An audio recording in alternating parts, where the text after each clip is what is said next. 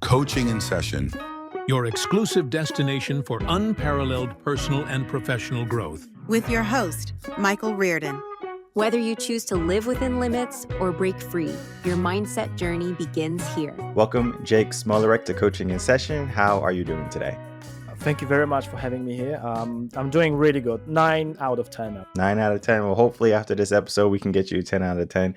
That's what we're trying to do here. We're trying to not only make you feel good, but to make the audience feel good and to feel like there's going to be something for them tomorrow. And today, we're going to be talking about your work, business, and marketing coach. And this is something I know is going to be near and dear to many of our audience members because there is an aspiration for people to go off and leave the corporate career and to start their own thing and become entrepreneurs. But many of them do not know how to start a business or maybe even know what to do. So to give some insight in how you help people from starting a business to have a business that's now thriving is going to be a big benefit to most people. So if you could, can you tell us who you are, what you do, and of course, how you help people? I am a business coach. I mostly work with entrepreneurs. And as you said, a lot of my clients are people who basically just want to leave the 9 to 5 and start their own business, or they want to leave their 9 to 5 eventually, but they want to start their side hustle on their side of their 9 to 5, which is a great things to do because there are different ways to start a business. You can just start a side hustle, or you can just go big, leave your job and start a business. It depends. Both ways of doing so are okay, but it depends who you are. I'll give you an example. Richard Branson. We all love Richard Branson. Maybe not all of us, but most people, they know who that is. And he just left school and he started his own business. On the other side, there's Jeff Bezos, who was still having his job and he was learning about how to run a business, and then he started his own business. After learning how to work for a bigger business. But there are people who started a very famous side hustle, and that very famous side hustle is called Apple. And it was Steve Jobs and Steve Wozniak who started Apple on the sides, and then Apple became like one of the biggest companies in the world. But funny enough, it was a side hustle to start with. It's very interesting. I know many people, they have aspirations for their business to be something, but then we can look at how many people fail in this endeavor. And my question to you is, do people fail because they just don't know the know-how of the business, or is it because they're just not putting enough effort? It's probably a combination of a lot of things. It's not just like, oh, I know this or I don't know that, or I am good at marketing, but I'm not good at branding. And running a business, it's a complex process. You have to do a lot of things. You have to be good at lots of things. You have to cooperate with a lot of things. You cannot be successful on your own. But the thing is, becoming an entrepreneur and running a successful business, it's like playing a video game. At the very beginning, you're not going to be very good at it. Eventually, you're going to be good at it, but it takes time. So I often explain to people that, you see, we say something like failure, you're going to fail so many times. But I would say it's not, we're using the wrong F word. It's not failure, it's feedback. Because failure is only that, like, you try something, you fail, and you stay there. That's a failure. Yes, that's a failure. But if you try something, it didn't work out, you make a mistake, but then you get up and you try again, it's not a failure. It's just a feedback. You learn from it, and then you try again and you try better. And even if you fail again, then you get up and try again. That's what entrepreneurship is all about. You cannot be a great entrepreneur from the day one. You have to learn it, and you have to learn it from your experience, and you have to learn from other people's experiences as well. So, if you want to be good at something, if you want to be a great speaker, you have to speak, and you have to speak for a very long time, and then eventually become great at something. If you want to be, a great Formula One driver, it takes time. You have to keep practicing and keep practicing and keep practicing. And it doesn't matter what it is that you want to become good at it, including entrepreneurship. It just takes time. So don't worry that you're going to fail. I mean, the chances are that the first business is not going to be the business that's going to be successful is quite high. Yes, it happens to people sometimes that the very first business will become the business, the successful business. It's so rare. It's extremely rare. Some people will say like, "Oh, how about Mark Zuckerberg?" Actually, Facebook was not the first business. If you study the guy, if you learn about him, Facebook wasn't the first business. It's the same with Richard Branson we just mentioned. Like actually Virgin Atlantic wasn't the very first business. Even the Virgin Music wasn't the very first business. It was something completely different. It was actually a student magazine that doesn't even exist anymore. It's interesting because I know when people begin their entrepreneurship or, the entrepreneurial journey, they do it with this vigor of, I'm going to be on top, right? Like climbing Mount Everest. I don't know if you've ever seen videos of people climbing Mount Everest, but not everyone makes it. And sometimes when you're climbing up the mountain, you can just see bodies of people who, dared to dream to reach the summit and they didn't make it. Or maybe they did make it up, but they didn't make it down. So they have this lofty goal to do this, that, something that's challenging and that many people will probably never do in their life. But we can separate it too, because some people, they start a business because of passion, right? I'm passionate about this. And some people, they might want the glory, right? They want to be a CEO. They want to be this head honcho person, right? They want to fly private jets and be in the meetings and be the most important person in the room. That could be an aspect. And then we have the idea of what businesses are, probably to help people, service based, and then profit based. So there's many different drivers for an individual to determine why they are starting a business. How do you help people determine those drivers? It's funny that you ask that, because when I have people who want to start a business or a side hustle, one of my first questions will be like, why do you want to do that? Why do you want to start a business? And it more often than not always, but more often than not, people would say like, because I want to have a lot of money. I mean, don't take me wrong, money is great. When people say like, oh, money can't bring you happiness, like I think you're shopping at the wrong shop if you say that money can't bring you happiness, because it's out of the context. It's when you have a lot of money, like loads of money, more money won't bring you happiness or more happiness. But if you're coming from zero or almost zero, more money will actually give you happiness, because money gives you options.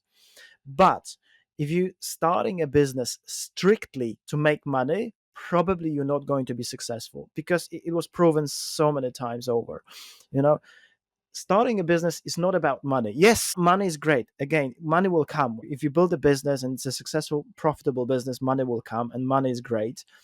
But it's not about money. Like for example, most people, they do it for because of freedom. They don't want to work from 9 to 5. They want to work from anywhere they can, for example. So it's not just about money.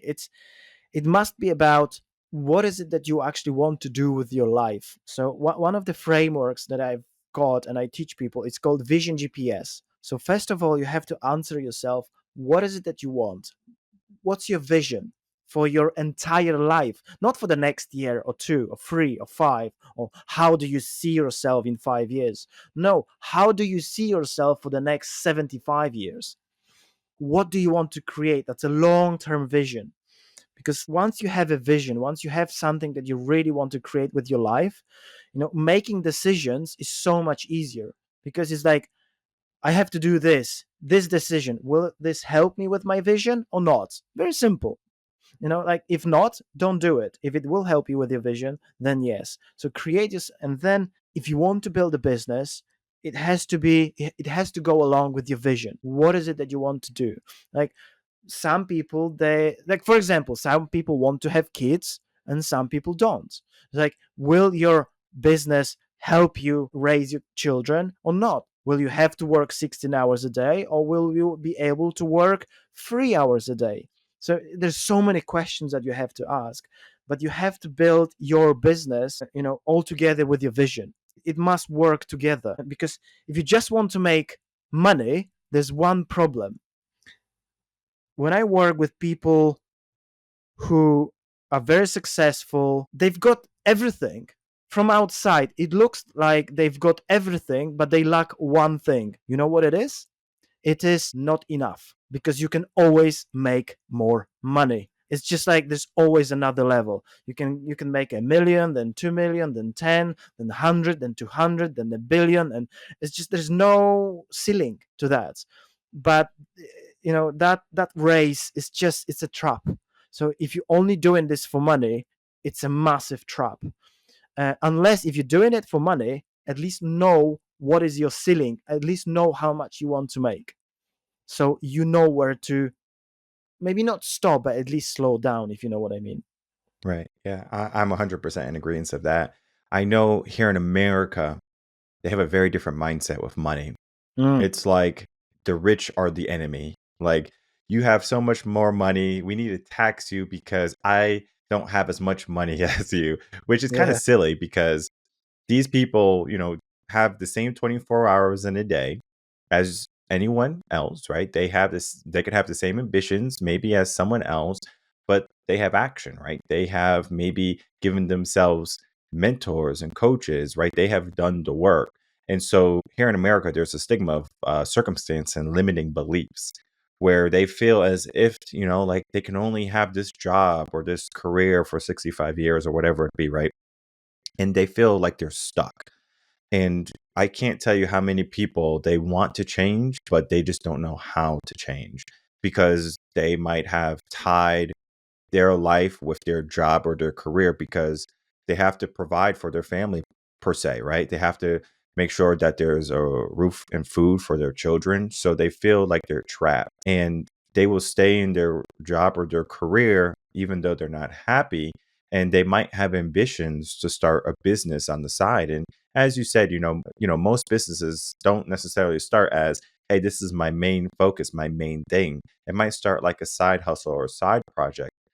How do you help people navigate the transition from if they're having a job or a career and they're trying to go into a business now and then maybe even going a step further to how would they know it's safe for them to leave their job or their career and focus primarily on their business? Look, interestingly enough, funny that you say that, because I heard that all the time. I have people coming to me and they say like, oh, I'm not smart enough, or maybe I'm too old, or maybe I'm too young. I even have people coming to me and say like, oh, you know what, I wasn't born with a success chromosome or something like that. It's like, this is not true. Look, the thing is, all business skills are learnable. If you want to run a business, if you want to run a side hustle, all skills are learnable. The thing is, some people will learn a little bit faster and some people will take a little bit longer to learn the skills of selling, marketing, advertising, creating a brand, but everything is learnable. So it's the matter of time. So if it's the matter of time and you really want to start that side hustle, just start today. A lot of people will be like, but I have no idea what kind of a business I want to start with. But it doesn't really matter. The first business, it will probably not going to be your last. When I was 19, I found myself a mentor. This guy, he's still living in Mayfair in London. Mayfair is like one of the most expensive areas in London and on the entire planet. And I said to him, like, listen, I want to be successful. I want to be rich. I had no idea what that meant at the time, like success. Success mean different things to different people. And he started asking me like really harsh questions, like how much do you want to make? And what about this? Or what about that? I didn't know the answers. I was really struggling. But then he said to me, like, if you really want to be successful and you really want to make money, you have to start your own business. And I was like, what business? And he looked around and he saw like a construction site somewhere. And he said to me, construction business. And I was like, cool, I am up to challenge. I will start construction business. There's a little tiny problem. I know nothing about construction. And he said those magical words. He said, don't create yourself a job, create a system, create a Mm. business, hire other people to do all the work. And I was like, okay. And then I started that construction business. I built it. It was very successful. And then many years later, in 2007, 8, credit crunch, I lost everything. And I called Patrick because his name was Patrick. I said, like, Patrick, it's just, we lost everything. And he said, congratulations, start again. Because every successful entrepreneur, they always fail, they always lose, because that's the point, that your first business is not going to be your last business. It's a very rare case that your first business is going to be your last business. But at the same time, Many years later, I understood that it doesn't matter what kind of a business you start at the beginning. If you have no idea what kind of a business, it doesn't really matter. It helps if you like the thing or you have a little bit of passion. Most people, they don't have passions. Most people, they don't understand that you cannot have passion first and then start a business, because passion comes from becoming really good at something. You cannot just be passionate about something. Passion becomes with time. Now, if you don't know how to cook, you cannot be passionate about cooking until you start cooking and experiment with stuff, and 7 years later suddenly you can become passionate about cooking. Because if you don't know how to do something, you don't like it. You can only like doing things if you're good at it. That's why when I ask people, like, especially during like workshops or seminars or speeches, when I ask people, like, do you like surprises? And people would say, like, oh yes, we love surprises. And I say, bullshit. You only like surprises that you like, and surprises that you don't like you call problems. Right? So Yeah, going very back true. to answering your question, it's like, if you have no idea what business to start, it doesn't really matter, because your first business, you're just going to learn all the skills. Most businesses, the basics, the fundamentals are the same. All businesses, it doesn't matter what the business is, you have to generate leads. All businesses are about lead generation. You have to have clients or customers, depends what do you sell or what do you provide. You have to have people who will pay you. So as much as I say that money is not the most important thing in life, I think it's very close to oxygen. It's not the most important, but it's very close to oxygen. Money in the business is number one thing. And sometimes people love to argue with me. They say, like, money is not the most important thing in the business. People are. Like, yeah, but if you don't pay them for 6 months, they will eventually leave. Some people will stick around for 1 or 2 months. Some will stick maybe for 5 or 6, but eventually people have mortgages, they have bills to pay, kids to feed, and things to pay for. So actually in a business, money is the most important thing. But anyway, going back, if you have no idea what business to start, it doesn't really matter. I have one client who came to me. He was a head teacher, and he said, like, I hate teaching now. I need to start my own business. And we just talking about different businesses. And one of the businesses that I created in the past was the carpet cleaning business. And he was like, carpet cleaning? Oh, that would be a cool business to have. I was like, I mean, okay. Like, and he's like, hey, I have no idea what kind of a business I want. Can I start carpet cleaning business? Like, you don't have to ask me for a permission. Just if you want to do it, just do it. And he's like, okay, I'll just do it. And he did start the business, and now it's a 2.5 million turnover business, which is like over $3 million turnover business here in London, where I am based. And he was lucky enough because he was working with me, with someone who already created such a business in the past. And funny enough, carpet cleaning, construction, steel businesses, plumbing, electrics, those businesses, not very sexy businesses, but they're very profitable businesses. Unfortunately, a lot of, especially young people, they want to be celebrities, or they want to be, famous on Instagram, or they want to do something that is very flashy, right? More often than not, believe me, I work with YouTubers, I work with kind of well-known people. More often than not, they're not making as much money as you think they are, because everything on Instagram, maybe not everything, but a lot of on Instagram, it's fake. It's not real life. Real entrepreneurship, it's hard. Sometimes it's very lonely. You have to work loads of hours.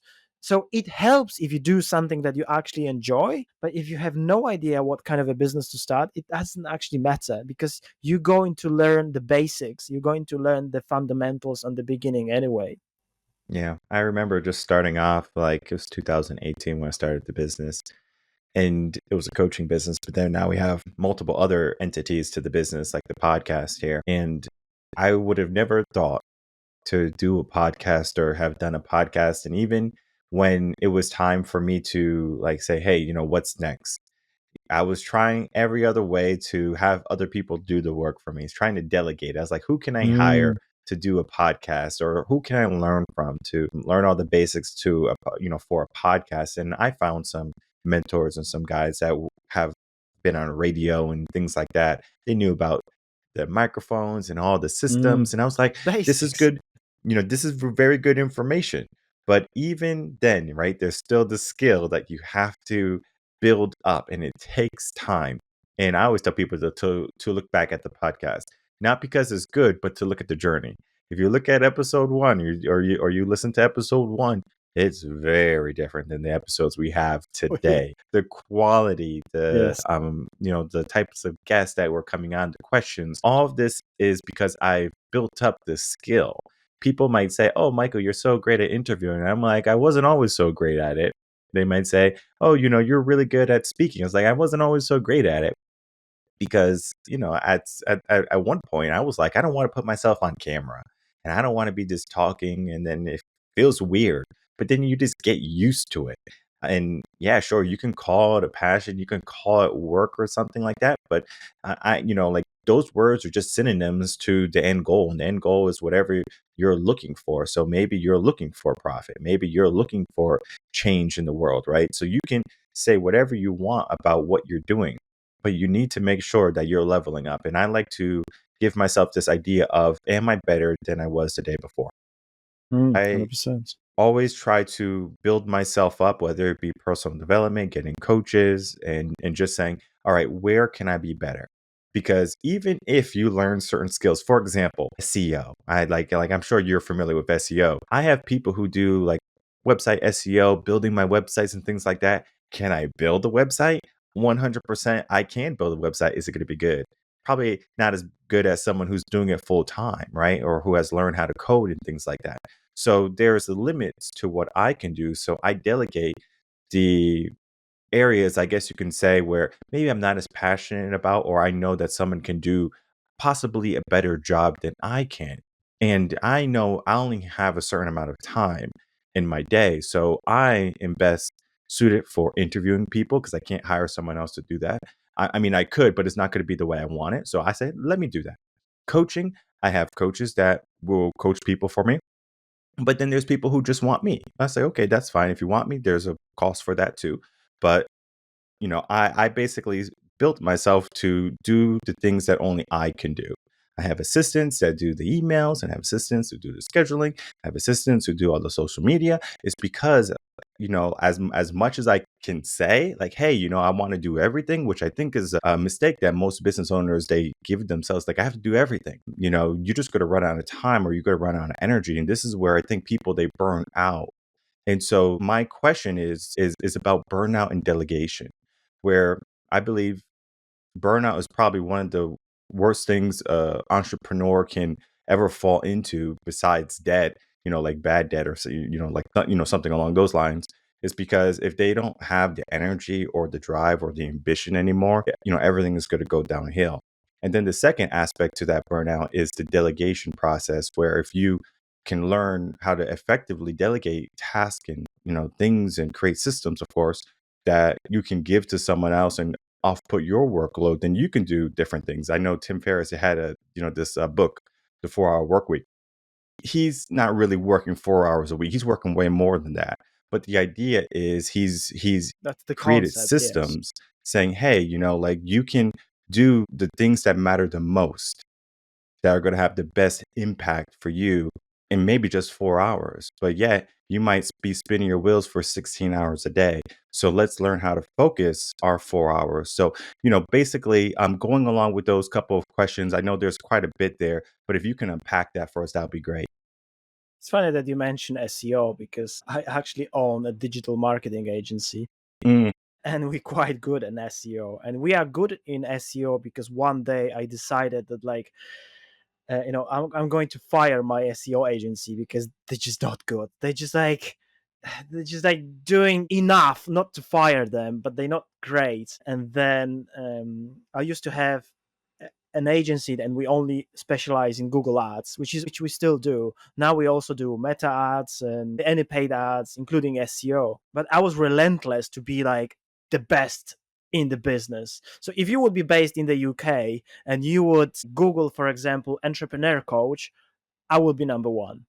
Like, I won't be number 5. I won't be number 3. I will, for entrepreneur coach, I will be number 1. For business coach London, I will be either number 1, 2, or 3. Because it fluctuates. Because there are other 2 guys who are very good at it. But like, I am one of those people. Like, I will do everything to make sure that we are the best of the best of the best in this. But this takes time, because you don't know what you don't know. If you're starting a business, you're very excited, motivated, everything is in pink colors, but you don't know what you don't know. And then you start learning, like, oh my God, this is a little bit more complex than I thought. It's a Dunning-Kruger effect. I'm sure that you met people who, like, in a coaching world, for example, they read one book written by Anthony Robbins and they're so excited about, and it's like, I'm going to change people's lives. I'm going to become a life coach. I mean, good for them, because you have to start somewhere, right? But at the same time, you have to understand that being a good life coach, it means you have to experience a life. You have to, I think it was Jim Rohn who said it famously, like, get arrested for something, right? Get some life experiences. It's the same like being a good business coach. I built different businesses in the past. Some were successful, some were not. I built a non-profit organization, which was like from 2 volunteers to over 600 volunteers. 600 people, that's a lot of people, by the way. But I'm sure that you heard it in the past, but I heard it many times. People who said, but you're so lucky. It's easy for you to, Jake, or it's easy for you to, Michael, to say, because you're doing this and you're doing that and you have a successful business. And I remember I had this conversation with a dental nurse, because I have a dentist next door. And we had a conversation about everything and nothing, and suddenly she said, oh, but you're so lucky because you have your own business, you're driving a great car, you're having a great life. And I have to explain to them, like, so are you saying that this amount years ago, when a doctor told me that I only have few months to live, I was lucky? And then when I was driving my van around London and I have no money because I just lost everything and more, and I was crying like a baby, you call it luck? It's like, this is not luck. I was just relentless. I just didn't give up. I wanted to give up.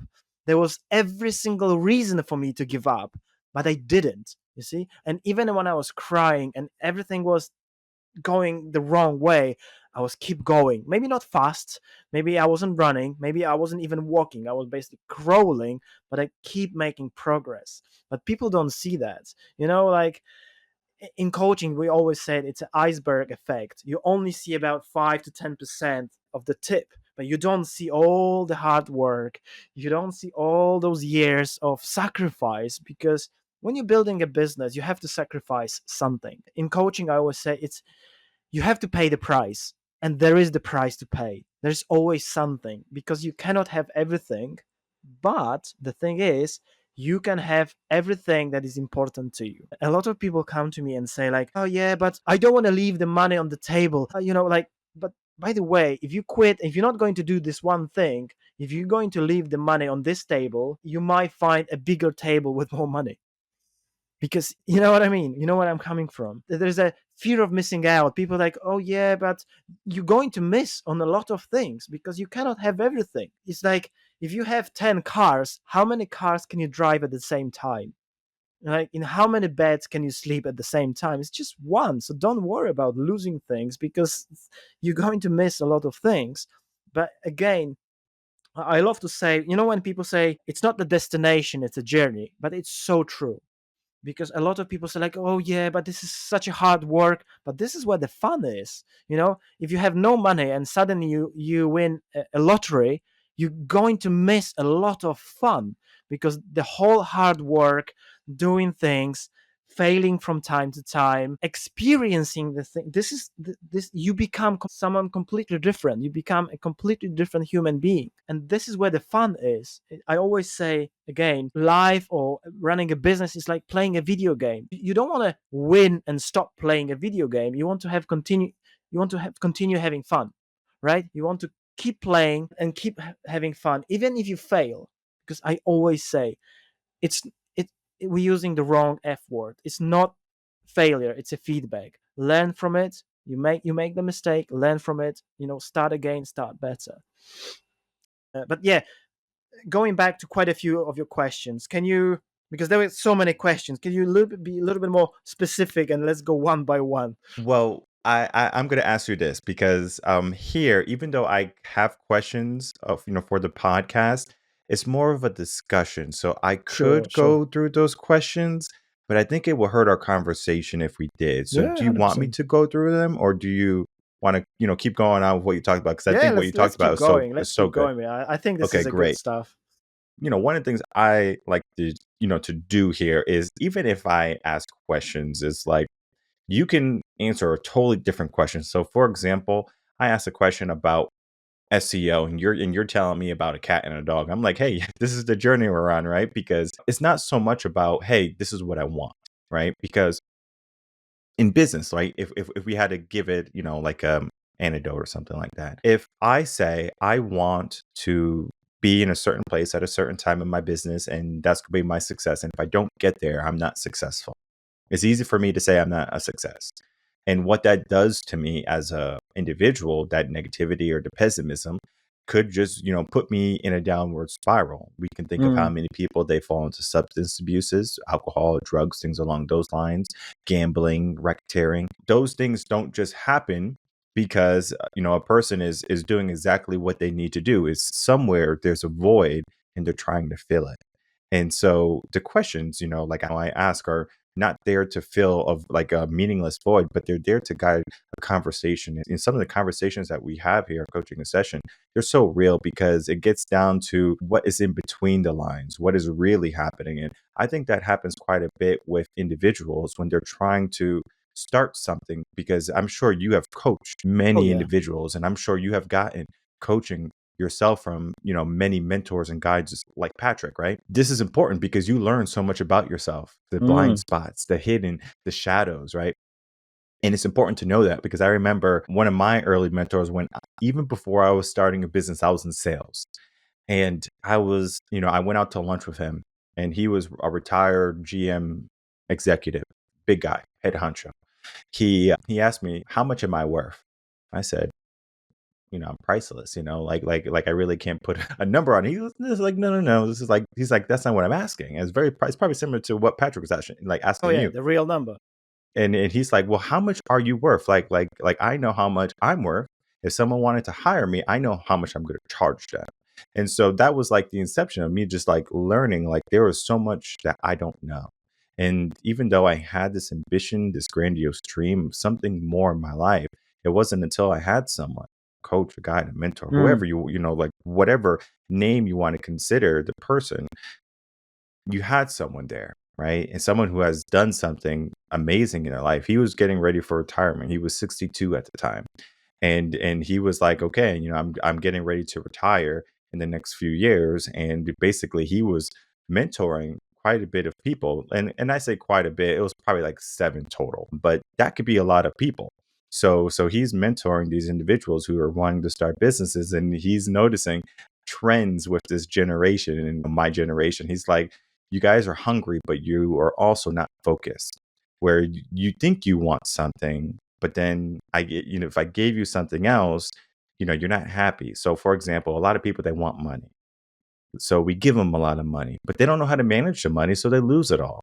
So, maybe they want love, and you give them the love, but then they're like, this is not what I want. It's the wrong type of love. And so I think what people Yeah, need today is they need some clarification on the direction they're trying to go. it's funny that you say that. There's so many things. Like, when you say, like, if people need money, shall we actually give them money, or shall we give them opportunity to make money? Because if you give them money, they will learn nothing. If you give them an opportunity and some feedback, and they will earn the money themselves, they're so much better off. If someone needs patience, do you put them in the environment that they can become patient easily, or you have to they have to go through and learn it the hard way? Because this is how you learn. That's the only way you can learn. If you want to be strong, you have to go to the gym and you have to train for the next 7 years, not 3 weeks, not 3 months, probably 7 years to become really, really strong. Everything takes time. Everything takes time. And it's funny that you say, like, I've been working with so many mentors and coaches, but how does it happen? I ask them to help me. I went there, like one of my mentors, his name is John. John used to work together with Steve Jobs. So when Steve Jobs was fired from Apple and he started a company called Next, there was quite a few people, and John was one of those people, and he was working with Steve Jobs. And John, he's more like a friend today rather than a mentor, but he was the toughest mentor for me ever. Patrick wasn't that harsh. No one was that harsh. John, until today, maybe not as much as he used to be, he's like, his feedback is harsh. And every single time I meet with John, I'll be like, I hate you. I don't like you anymore. And then after a few days, I'll be like, this is what I needed, right? I need feedback. I want to get better every single day. And that's why we need coaches and mentors and just ask for feedback. I remember I spent a few hours talking to a homeless guy, and my girlfriend asked me, like, why would you do that? Like I wanted to get some feedback from that guy because he's got completely different feedback than other people. And it's not that I have to use everything that he says. I will filter it out, but it was interesting conversation. I'll give you another example. I had a very philosophical, very deep conversation with ChatGPT in last week. And I've been using ChatGPT basically from the day it was released. I was like, oh my God, this is amazing. So ChatGPT knows a lot about me, like a lot, maybe probably too much. And then I asked him like a very philosophical question, like, hey, we've been working together for like whatever the time, like year and a half or probably almost 2 years or whatever, right? And I was like, you know a lot about me. And he's like, yes, I do know a lot about you, Jake, especially now that you've got that memory, like that heart memory. So he remembers a lot, he or she, it. And I started asking a lot of deep questions, like, and I went deeper and deeper, and like, oh no, I want to go deeper and deeper. And I had a few screenshots, and I sent it to my girlfriend, and she was like, and she's using ChatGPT every day, like she's very good at it. And she said to me, like, how the hell did you do that? You created yourself. You created a second you, and now this thing is coaching you in your own way. How did you do that? And I was like, is not everybody doing this? It's like everybody's using ChatGPT in this way. And she was like, no, most people, they just ask ChatGPT, like, give me a Instagram post and write me an email for the customer or for a client or something like that. It's like, what? And then she said, why would you go that deep? And I said, like, so I can get better, so I can get better service to my clients. It's not just about me.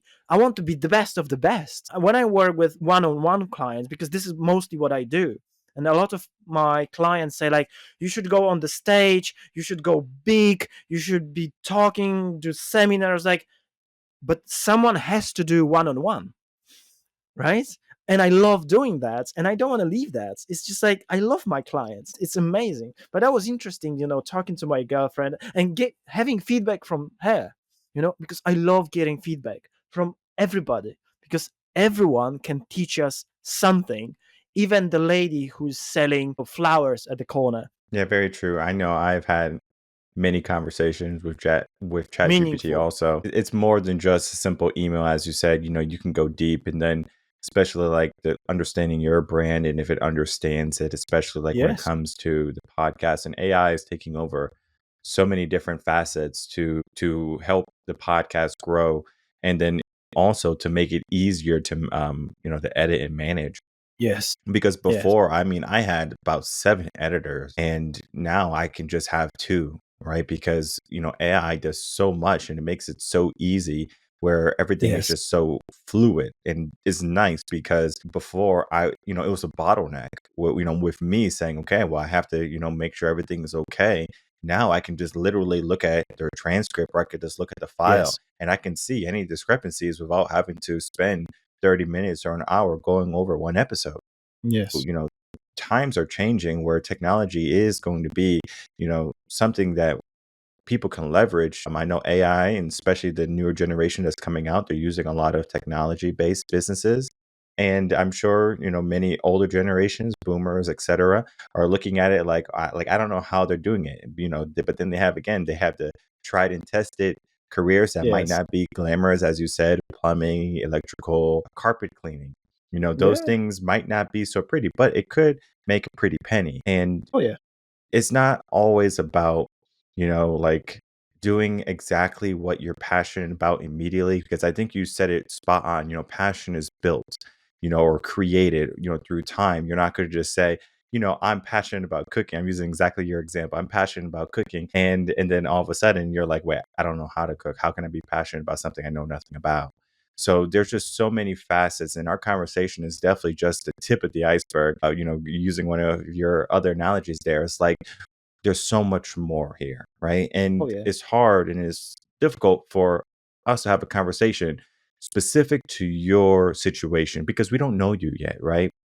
Maybe I do know you, right? You might be a client or something, but if like in the sense of like your business, if you want to start a business or start an endeavor, become an entrepreneur, this is something where you have to open up the conversation. Yeah, you can ask ChatGPT, but then again, how far are you going to go just by yourself? And then when you're left in the room with a choice to pick up your phone or to do something for the business, most people will pick up their phone and scroll endlessly throughout the day.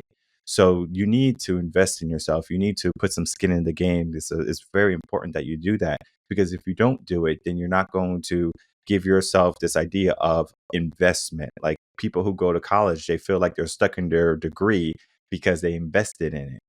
It's not that they were passionate about being a dentist or something like that. It's just thought, they thought like, this would be a nice career or maybe secure or make some money.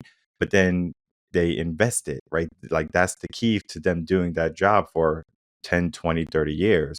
And so, I ask people, today, it could be an investment, but start just asking a question, send an email to Jake, send a contact, through his website, something along those lines to get the conversation going. Yeah, sure, it might be an investment down the road, but if you make 10 times more than what you invest in, I call that a good investment. And that's typically what happens when you get a coach, a business coach, a guide, a mentor. That's what happens. You amplify your reach, you amplify what you can create.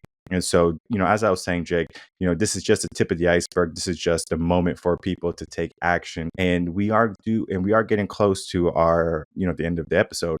But before we do that, I do want some final words from you. And I do want you to tell everyone where they can find you, reach out to you, and begin their entrepreneurial journey. I mean, if I can leave people with one more thing, I would love to say, you mentioned quite a few things. I would like to leave them with the devil is in the details. It's not about doing massive big things. It's all about doing small little things, taking care of those little things. People love that. So as I mentioned, one of my very first business in the UK, in London, was starting a construction business. And then I became quite successful with it. And people ask me, how did you do that? You're so good at converting people into clients. And I said, like, it's very easy, because you want to renovate their house. I will renovate their home. And it's a massive it's a small detail. It's a very small detail, because you're trying to sell a house. I am selling a home, a family. It's a completely different thing. It's how you use your language. And look, English is my second language, but one of my obsession was, like, I want to be very good at it. I want to understand it, the psychology of it, like how to use the certain words. So what I want to leave your listeners with is, take care of those details, because the devil is in the details. If you take care of those details, you will be successful. And to answer your second question, how people can find me, fortunately enough, there's not that many Jake Smolareks out there. So if you just Google my name, Jake Smolarek, or even if you just ask ChatGPT, who is Jake Smolarek, he will know, or you will, if you Google me, you will find me quite easily. All right, perfect. And I'll make it easy for everyone. You don't have to worry Awesome. about spelling. It's all right down below. So click the link to his website, or just copy and paste his name and put it in ChatGPT and have ChatGPT tell you all the secrets that Jake has been No, telling you. don't ask for the secrets. Don't ask for the secrets. Well, it's so important that you are finding someone that you can resonate with, and that you're finding someone who you can put faith in, because sometimes belief is what you need to start and is what you need to finish. Some people do not believe in themselves. And yeah, sure, it'd be nice if you were the person who believed in yourself, but getting a coach, that person can believe in you. And it's just the inception to something that you can create in your life and in your career. And I just love what you said, there is no failure, there's feedback. And so continue to seek feedback and basically continue to grow, but don't just do it haphazardly and kind of, fail and fail and fail and don't make any changes. Yeah. Reach out to Jake, do something different, pivot, right? You're not a tree. You don't have to feel like you're stuck behind a locked door. We have the key. It's right down below. Again, check out the website. Jake, I do want to thank you so much for coming on, spending some time, and of course, talking about your work and how you help people today. Thank you so much.